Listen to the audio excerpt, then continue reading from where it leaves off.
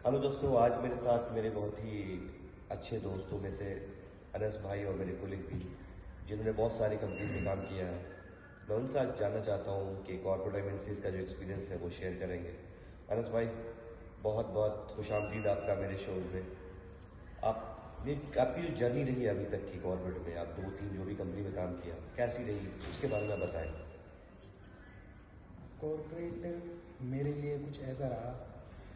जब मैंने स्टार्ट करा तो एक अलग ही माइंडसेट था कि हाँ, यहाँ पर काम करेंगे, यहाँ पर चीज़ें अचीव करेंगे, यहाँ पोजीशन अचीव करेंगे। पर साल डेढ़ साल में ऐसी चीज़ें बदल गई, ऐसी अपोजिट हो गई चीज़ें कि पोजीशन तो छोड़ो, यहाँ पर सर्वाइव करना भारी पड़ गया। मतलब मेरा कहने का मतलब ये कि आपने जो कहा कि आप जो सोच के आए थे कि आपको यहाँ पे पोजीशन लेना था, आपने उस हिसाब से मेहनत भी करा, चीज़ें भी करी, बट वो चीज़ें जो आपके अगेंस्ट छोटी चली गई, बिल्कुल। तो इसमें क्या नज़र आया? जो टॉप लेवल की लीडरशिप है उनका क्या सपोर्ट मिला आपको?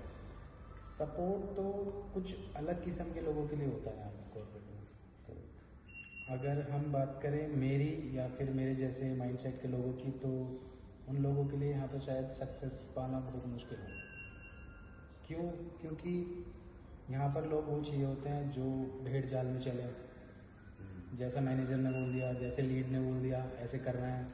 अगर उसमें थोड़ी सी डिस्टर्बेंसी आ गई तो यू आर आउट। और टारगेट, अगर आप टारगेट एज अ टारगेट आप सेट हो गए एक बार, तो आपका निकल जाना बेहतर है यहाँ से।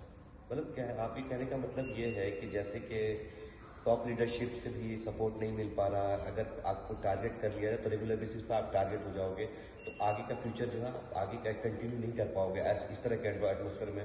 तो आप सोचोगे यहाँ से निकलना ही बेहतर है, ये कहना ही चाह रहा हूँ। बिल्कुल बिल्कुल।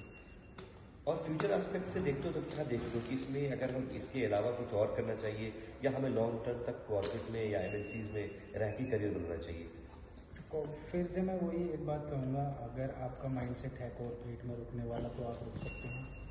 आप भेड़ चाल में चल सकते हैं तो कॉर्पोरेट में रुक सकते हैं। अगर आप ऐसे नहीं हैं तो आप सर्वाइव नहीं कर सकते कॉर्पोरेट में, आप लाइफ नहीं बना सकते कॉर्पोरेट में।